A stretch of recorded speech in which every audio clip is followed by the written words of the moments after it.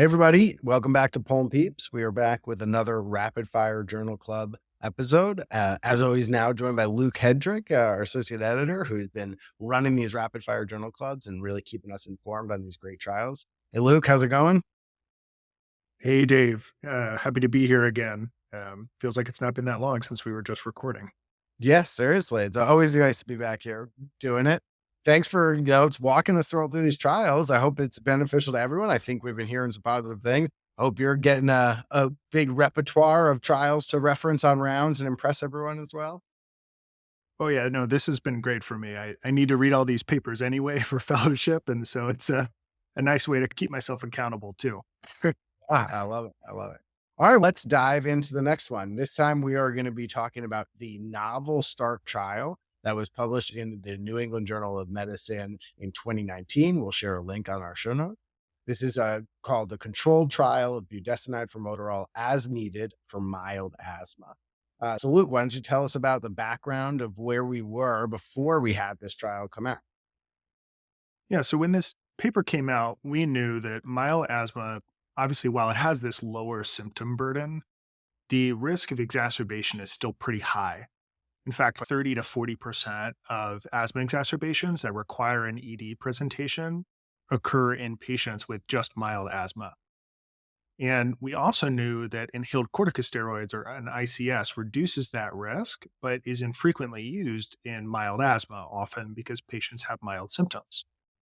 The use of an inhaled steroid and formoterol as needed is an alternative strategy that had shown some promise in double blinded RCTs, but the generalizability of those to real world practice was limited. Yeah, totally. And this is the interesting thing about asthma, right? It's a disease of flares and exacerbation by definition, with some normalization between them. Certainly, when you have severe disease, it can become more chronic. And it does feel weird to put someone on a medication long standing to prevent exacerbations when they're totally fine in between and they may have seasonal exacerbations. They don't want to take a medicine year round. Looking into how we can do some as needed medicines for these mild diseases, decrease burdens for our patients, but also on the healthcare system was certainly much. So why don't you tell us what was the study designed to try to answer this question? Yeah, so this was an international trial. It was run in New Zealand, the UK, Italy, and Australia. It was a randomized, open label, parallel group controlled trial.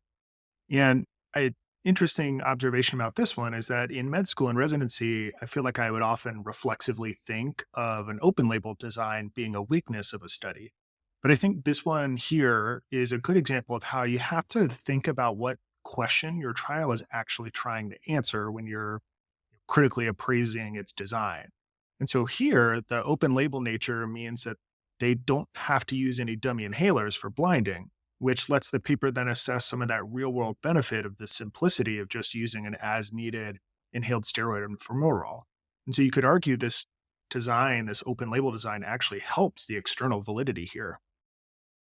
Yeah, I totally agree. I think these are really interesting. Obviously, we've talked about RCTs and being double blinded, triple blinded, as much blinded as possible. It gives you the most pure answer. But then there's a lot of data coming out now about how well RCTs actually translate into real world practice. And some of that is because of the design, the generalizability, the inclusion and exclusion. But some of it is about the treatment effects. And if you are observing something that's as close to a normal treatment circumstance, then you sometimes can get a more accurate answer that you can apply to your patients. So what main outcomes were we interested for patients? They looked at a lot of things in the study. So what are we going to focus on today? Yeah, I think for us, the headline thing to focus on and their primary outcome was the annualized rate of exacerbations per patient. And here they defined any exacerbation as when someone had worsening asthma that required an unplanned urgent visit. So to your PCP, to an urgent care, to the ED, or getting admitted to the hospital. If that worsening asthma required systemic steroids, or if they needed 16 puffs of their albuterol in 24 hours, or 8 puffs of the ICS formoterol in 24 hours. And so this composite of did the asthma get worse such that you needed an unplanned healthcare visit, steroids, or were you just using your inhaler a ton? Yeah, that's great. And then it's also always important in these asthma and CBD trials to find how they're thinking about severe exacerbations. And in this case, that was saying they had steroids for 3 days, or they went to an ED visit that went for steroids, or they got into the hospital. always interesting that we define the exacerbations with how the patient gets treated. And so we have some control, quote unquote, about the severity. But I think it's usually pretty clear when patient has an asthma exacerbation that they're not doing well at home, that they come into the hospital, they come in for a visit, or that we're really giving them steroids, that they have something going on. Plus, minus, every once in a while, someone might get steroids when they're really doing okay and they fall into an exacerbation. But I think it's a fairly good definition of what we care about with patients. So I love, Luke, that you always tell us about the inclusion criteria and then who these patients are. Who are the patients we actually got into the trial? So for this trial, who are the people we're bringing in? Who are we leaving out? And then at the end of the day, what kind of patients were we looking? Yeah, so looking at the inclusion criteria, they enrolled people who were age 18 to 75. On average, they were about 35, who had a self reported diagnosis of asthma from a doctor, that were using only a short acting beta agonist for their asthma therapy in the last 3 months. They could only use it no more than 2 times per day, but at least twice in the last month, unless they had a severe exacerbation in the last year, in which case there just wasn't a minimum requirement use of their inhaler. About 54% of them reported using that short acting beta agonist like albuterol 2 or fewer times per week in the 4 weeks prior to enrollment. And then when they were excluding patients, really they wanted to exclude the highest risk patients and then people with potentially confounding comorbidities. So if you had been admitted for asthma in the last year, if you'd ever been admitted to the ICU for asthma, you were excluded. If you had used oral prednisone in the 6 weeks before the trial started, or if you had prednisone on hand for PRN use, like we sometimes do in our really high risk patients, those people were excluded. If you had COPD, bronchiectasis, ILD, more than 20 pack year smoking history, or really patients that you would think have undiagnosed COPD playing a role, those patients all got excluded. Clinically significant cardiac disease, or an FEV1 of 50% predicted or less at enrollment, all that got excluded. And so, taking a step back and summarizing, these were young adults with mild but poorly controlled asthma, not on maintenance therapy, without any significant cardiopulmonary comorbidities. Yeah, and I think they did a really nice job defining these inclusion and exclusion criteria, especially saying, "Oh, you could have a severe exacerbation, but it can't have been one that you were admitted to the hospital for. If you weed through the inclusion and exclusion, they're threading a needle for people who could have gotten steroids, but mostly are well controlled in between, but still end up having episodes where they need to engage with further care." And these are exactly the patients where it's tough to treat. They have this question. We know it's safe that they don't have to be on long-standing maintenance therapy all the time, but what's the best way we can keep them out of the hospital and keep them healthy with as-needed therapy? Or maybe it would end up being maintenance. So I think a really nice cohort that they ended up with. All right. So then what did we do to treat these patients? What were the interventions that we randomized the patients to study? Yeah, so they took 675 patients and they randomized them 1 to 1 to 52 weeks of either as needed albuterol, budesonide maintenance with as needed albuterol, or a combo inhaler of budesonide and formoterol to use as needed. And then they stratified according to country. All patients got an asthma action plan based on the arm that they were in. And all inhalers that they used in the trial had electronic usage monitors that recorded the date and time of actuations.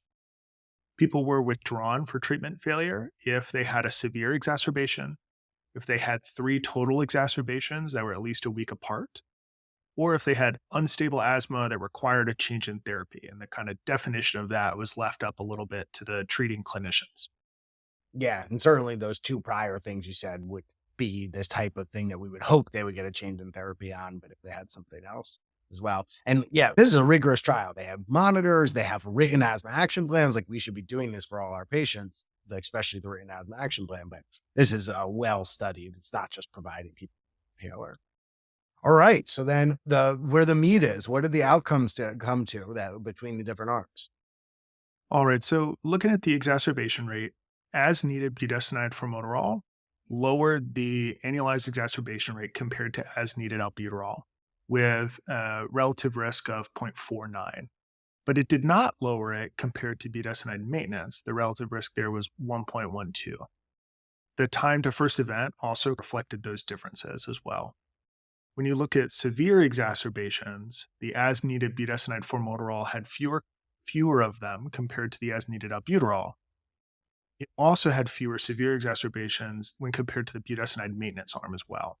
The risk ratios there were about zero point 0.4, zero point 0.44 for the two comparisons. Yeah, and I think we can pause there and just look at exacerbations. This is very interesting to have already. We've seen some significant findings. What's your sort of takeaway in terms of exacerbations for these types of patients? And then we'll talk about symptoms and some of the other uses as well. Yeah, I think the headline takeaway here is that as needed budesonide formoterol lowered your exacerbation rate compared to just albuterol. So using the inhaled steroid does seem to help. And that while using it as needed didn't lower the overall exacerbation rate compared to people who were on a maintenance scheduled inhaled steroid, the exacerbations that they had were less severe. There was a 56% relative risk reduction of a severe exacerbation. Yeah. This is pretty major, right? You're saying that you can have the same benefit for as needed as if you had a maintenance inhaled corticosteroid, that we really shouldn't be doing this as needed albuterol alone anymore. We'll do another journal club thinking about people who are on maintenance and actually using your maintenance inhaler as your PRN, sort of this smart strategy, but that's for another day. But the mainstay of therapy that used to be this PRN albuterol alone, really, I essentially never use anymore unless somebody's come to me and they say they have albuterol and they've been doing this and they've been well controlled on just that. Otherwise, I go right to an as needed inhaled corticosteroid. And I feel comfortable not putting them on the maintenance right away if their symptoms are controlled in between based on this data that actually, hey, maybe your exacerbations are going to be less severe and you're going to be as well protected. Yeah, and I think too, I'm getting a little ahead of our journal club schedule here with the smart therapy, but this I think is part of the evidence for that lighter end of smart therapy where patients can titrate up and down how much they're using their inhalers. And this I think supports the idea that they can back down to just using their inhaler as needed if things are going really well. And so I think Yeah. this fits into that constellation of evidence really nicely. Yeah, absolutely. For those of you who are listening who don't know about SMART, we will definitely do it. And it stands for single maintenance and reliever therapy, essentially using one inhaled medication as both your maintenance and PRN, but a future journal club to come. All right. In the last few minutes, let's talk about a couple other things. You can let us know if there are any subgroups that we have to care about, but then also about any symptoms control that we should take note of within the outcomes for this trial.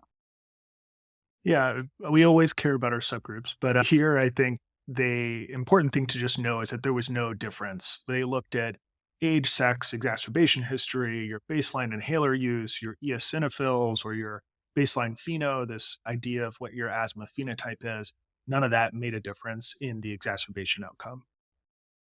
That's great. So we feel comfortable in all the patients who are coming to us with this. When we looked at the symptoms, the as needed budesonide formoterol improved symptoms compared to just as needed albuterol. Statistically, it worsened the symptoms compared to maintenance budesonide. But when you take a closer look, the mean difference between those groups was actually less than the minimum clinically important difference for the test that they used, the ACQ-5. And when I took a look at the supplementary data after the first few visits, both of those groups, the as needed budesonide formoterol and the maintenance budesonide, were well controlled after the first few visits anyway. So it doesn't seem like it's a meaningful difference. It seems like it's a difference without a distinction. Yeah, wow, I like that. Difference without a distinction. I totally agree. You can feel very comfortable telling your patients that this is going to be good for preventing exacerbations and that your symptoms are going to be no different. They're going to be well controlled on both therapies. And a great point. We always have to think about the test we're using. A big thing, one that comes up for this is like 6 minute walk, which is used in research a lot because it's a well source of data. It's been correlated with survival. But we have to think about statistically significant difference and clinically meaningful difference because if your 6 minute walk improves statistically significant, but by 5 feet, that doesn't really matter for the patient's ultimate outcomes. A great parsing through the supplement there. And then I think there's one final takeaway that we discussed and you were telling me about is something about the adherence. I was hoping you could just share that with the group as well. Yeah, the interesting thing here, because the inhalers had these electronic trackers, they were able to see how well people adhered to the maintenance budesonide. And the long and short of it is that it was not very good. They used 56% maintenance adherence, which I think on the one hand is obviously less than we would like. We always shoot for 100, but I think is pretty realistic. Remembering to use an inhaler twice a day, every day is pretty hard. And a lot of our patients struggle with that. Yeah. Even another point to try to maybe just go for the PRN so that you're making it a little easier on patients, maybe saving them a little bit of money too if they don't need the maintenance, if they're not using it as much as well. All right, Luke, this was really great. Thank you all for listening. Get out there and have your mild asthma patients on PRN combined ICS and beta agonists for bronchodilation. And join us next time for our next Rapid Fire Journal Club.